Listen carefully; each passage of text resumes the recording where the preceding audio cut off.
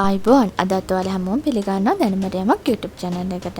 අද මම මේ වීඩියෝ එකෙන් ගෙන අපේ පාකිස්තානය විසින් ඉන්දියාවට එල්ල කළ ප්‍රහාරය පිළිබඳව.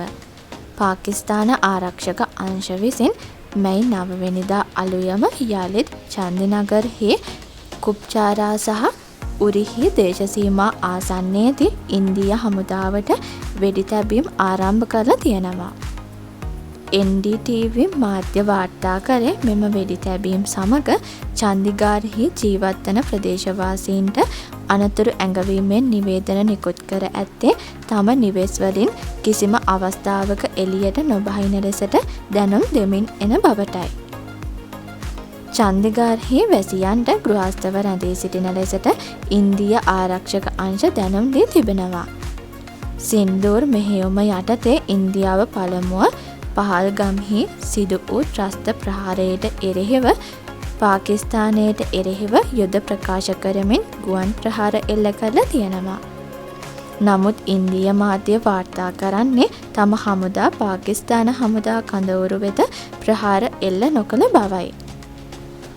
නමුත් පාකිස්තානය ඉන්දියා හමුදා ස්ථාන වෙත සහ සෙසු නගර වෙතද මිසයිල සහ ඩ්‍රෝන ප්‍රහාර රැල්ලක් එල්ල කර තිබෙන බවත් ඒවා සියල්ලම ඉන්දියාව සාර්ථකව ව්‍යර්ථ කිරීමට සමත් වූ බවත් ඊට පැය කිහිපයකට පසුව පාලන රේඛාව හරහා වෙඩි තැබීම් නැවත ආරම්භ වී ඇති බවත් සඳහන් වෙනවා. මැයි 9 වෙනිදා රාත්‍රියේ පාකිස්තානයේ එල්ල කළ ෂෙල් වෙඩි ප්‍රහාරයෙන් කාන්තාවන් 30 දෙනෙකු ළමුන් 5 දෙනෙකු ඇතුළු සිවිල් වැසියන් 16 දෙනෙකු ජීවිතක්ෂයට පත් වෙලා තියෙනවා. ජම්මු, ශ්‍රීනගර්, පංජාබ්හි රාජස්ථානය, බිකනර්, ජෝධ්පුර් සහ බාමර්හි ප්‍රදේශ වෙඩි සහ ගුවන් ප්‍රහාර හේතුවෙන් පරිසරයම කළු පැහැගැන්වී ඇති බවයි වාර්තා වෙන්නේ.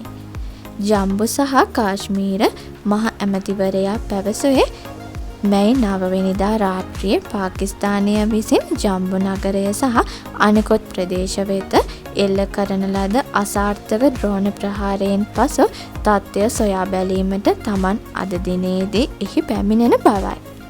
ඒ වගේම මෙම පිපිරීම් වලින් පසු ජම්මු නගරයේ ජංගම දුරකථන සම්බන්ධතාද අඩාල වෙලයි තියෙන්නේ. මේ අතර පාකිස්තානය සිය ගුවන් කලාපය අද අලුයම 3:15 සිට දහවල් 12 දක්වා කාලය තුළ සියලුම ගුවන් ගමන් සඳහා වසා දමා තිබෙනවා. එරට සිවිල් ගුවන් සේවා අධිකාරිය මෙම නිවේදනය නිකුත් කළ බවයි විදේශ මාධ්‍ය වාර්තා කරන්නේ.